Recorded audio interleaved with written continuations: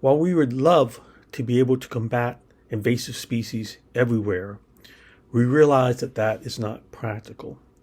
And so our team, along with the Appalachian Trail Conservancy and the National Park Service, set certain priorities for our work. These priorities include areas of high ecological significance. That's a top priority for us. Also, emergent threats. The mantra of invasive species management is early detection, rapid response. If we can catch an infection early enough, or an infestation early enough, the chance of locally eradicating that invasive is much higher. Areas of high visitor use, such as trails, are a priority. In addition to the value of protecting natives along our trails for the enjoyment of the hiking community, our trails can act as vectors, spreading invasives deep into other trail lands. Finally, areas of high volunteer and neighbor involvement are top priority areas for us. Encouraging and supporting the work of other volunteers and neighbors can be a win-win situation, bringing an influx of new enthusiasm and support for protecting our native landscapes.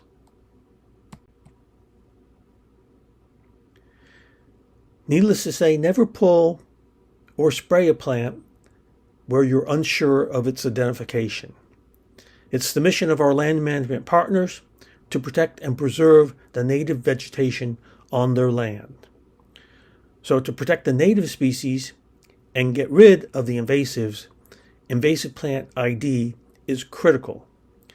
Luckily, there are a number of ways that you can improve your plant identification skills. Plant apps, such as Seek and many others, offer a great first step toward identification. It's always a good idea to use these apps as a first step and not a final declaration. In Virginia, we are quite fortunate to have the Flora of Virginia in app form, allowing one to confirm the initial identification with pictures, location maps, and written descriptions of the potential invasive. In addition to Flora of Virginia, I want to mention the PATC's own invasive management guide, available for downloading on our website, patc.net. The PATC guide contains pictures and key identification characteristics for 13 of our most problematic invasive plants within the PATC footprint. And, of course, there's nothing better than practicing your identification out in the field. There are a number of field workshops on invasive plant identification, some sponsored by the PATC, others at local nature centers, or through other organizations such as the Weed Warriors.